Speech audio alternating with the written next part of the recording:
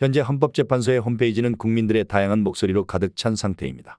특히 이번 탄핵 심판 과정에서 형법상 내란죄가 탄핵 사유에서 제외된 것과 관련하여 여야를 포함한 각계에서 논란과 의혹이 제기되고 있는 상황입니다.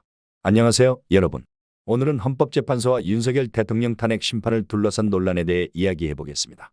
더불어민주당은 처음 탄핵안을 발의할 당시 내란죄, 내란수괴, 내란공범 등을 강하게 제기하며 탄핵 사유로 포함시켰습니다. 그러나 최종적으로 헌법재판소에 제출된 문서에서 내란죄 관련 내용이 삭제되었다는 사실이 드러나며 정치권과 국민들 사이에서 격렬한 반응이 나타나고 있습니다. 민주당은 내란죄 제외에 대해 다양한 설명을 내놓았으나 국민의 분노와 실망감은 여전히 가라앉지 않고 있습니다. 논란의 핵심 중 하나는 헌법재판소 일부 재판관이 국회 측의 내란죄를 제외하도록 권유했다는 의혹입니다. 주진우 의원은 헌법재판소에서 이러한 권유가 있었다고 주장하며 일부 언론 보도에서도 이를 뒷받침하는 정황이 나타났습니다. 그러나 이는 아직 공식적으로 확인되지 않았으며 헌법재판소의 명확한 해명이 필요한 부분입니다. 헌법재판소가 국회 측의 내란죄를 제외하라고 권유했다는 의혹은 재판소의 공정성과 독립성을 훼손할 가능성을 제기합니다. 헌법재판소는 헌법 수호를 최우선으로 삼아야 하며 모든 국민이 신뢰할 수 있는 사법기관이어야 합니다. 만약 이러한 의혹이 사실로 밝혀진다면 이는 헌법재판소의 신뢰도를 심각하게 훼손할 수 있습니다. 헌법재판소 홈페이지에는 국민들의 뜨거운 반응이 이어지고 있습니다. 탄핵 무효. 헌재는 공정성을 지켜라. 내란죄 심리를 생략하지 말라는 비판적인 글들이 지속적으로 올라오는 반면 특정 재판관을 응원하거나 헌법재판소를 지지하는 글도 일부 발견됩니다. 일부 국민들은 헌법재판소법 제40조 1항을 들어 형사소송법을 준수할 것을 강하게 요구하고 있습니다. 해당 법 조항에 따르면 헌법재판소는 심리와 재판 과정에서 형사소송법을 준용해야 합니다. 그러나 윤석열 대통령 측 변호인단은 헌법재판소가 국회와의 소통 과정에서 이러한 절차를 제대로 준수하지 않았다고 주장하고 있습니다. 특히 이미선 재판관과 정경식 재판관이 논란의 중심에 서 있습니다.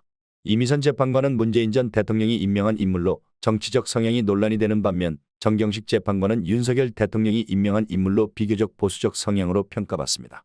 이러한 정치적 배경이 심판 과정에 영향을 미칠 것이라는 의혹이 제기되면서 국민들은 더욱 민감하게 반응하고 있습니다.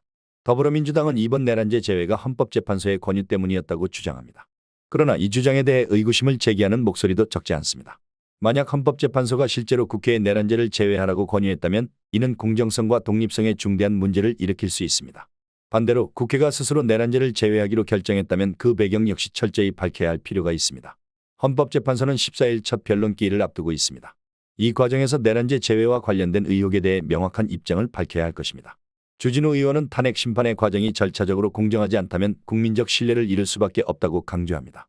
헌법재판소가 이번 사안을 공정하고 투명하게 다루는 것은 단순히 탄핵 문제를 넘어 대한민국 사법체계의 신뢰를 지키는 데 중요한 시험대가 될 것입니다.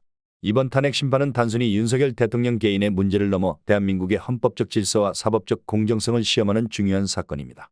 국민들은 탄핵 심판의 결과만큼이나 그 과정의 공정성과 투명성을 중요시합니다. 헌법재판소와 정치권 모두 책임 있는 태도로 국민적 의구심을 해소하고 진실을 밝히기 위해 노력해야 할 것입니다. 결론적으로 이번 사안은 대한민국 헌정사에서 중대한 기로에 서 있습니다. 헌법재판소는 국민적 신뢰를 회복하고 법치주의를 수호하기 위해 공정성과 독립성을 끝까지 지켜야 할 것입니다. 또한 헌법재판소와 정치권은 책임 있는 태도를 보여야 할 것입니다. 지금 벌어지고 있는 상황을 여러분은 어떻게 생각하시나요? 여러분의 의견을 댓글로 남겨주세요. 좋아요와 구독을 눌러주시면 더욱 빠르게 소식 전달 드리겠습니다.